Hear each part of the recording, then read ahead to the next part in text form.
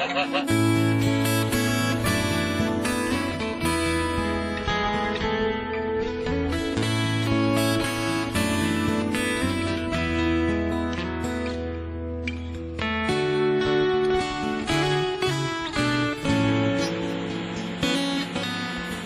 été appelée ici parce qu'il y avait le projet des fermes solidaires de monter, puis ils cherchaient une jeune relève à qui prendre la gestion de l'entreprise. Fait que moi, mon poste, c'est vraiment gérer au niveau de l'entreprise, vraiment bergerie. C'est sûr, j'ai des personnes en haut de moi pour la comptabilité, la gestion, tout ce qui va avec, là.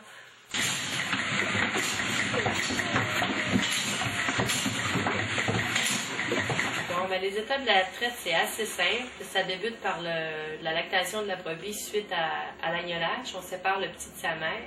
Donc, la brebis va passer sur le quai de traite 2 fois par jour, tous les jours, à environ entre 4 et 6 mois de temps. Il y en a qui peuvent même aller jusqu'à 8 mois de temps, de la durée de lactation au total.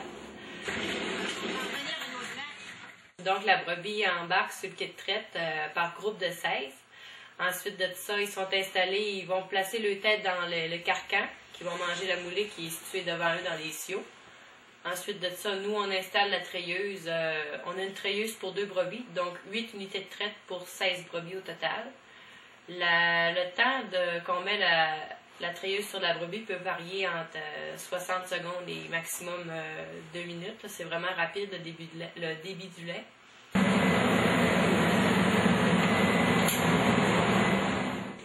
Ensuite, une fois que toutes les brebis ont passé à la traite, le lait est recueilli dans de grandes chaudières, des chaudières d'environ entre 15 et 20 litres chacune.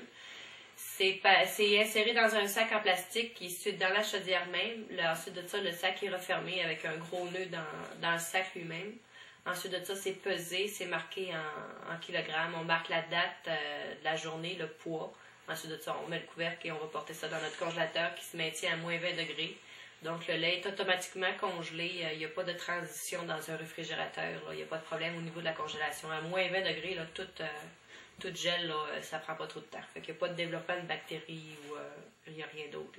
Il n'y a pas de grosse étape qui pourrait nuire à la qualité du lait.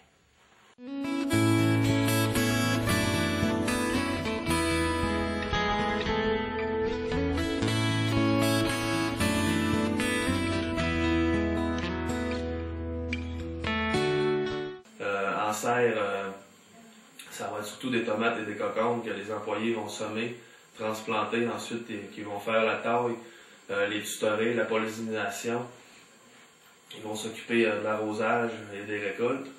En champ, ça va être d'ici une trentaine de variétés de légumes, autant salade, laitue, concombre, maïs, gourgane, patates.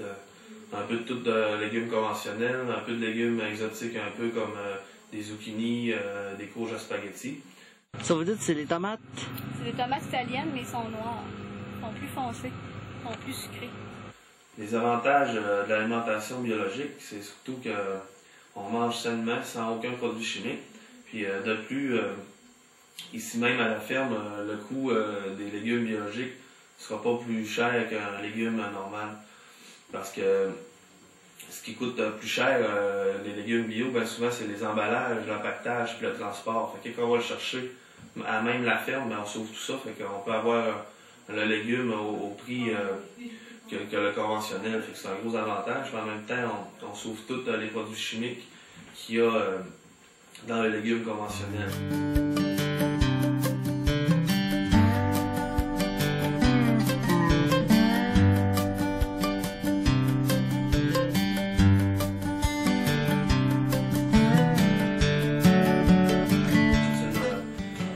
Ferme à raison sociale qui permet de faire travailler des gens d'ici. C'est ça, c'est situé très près de la ville, fait que pourquoi pas en profiter, c'est à côté, c'est à nous d'y aller pour faire avancer des beaux projets comme ça dans notre coin de chez nous.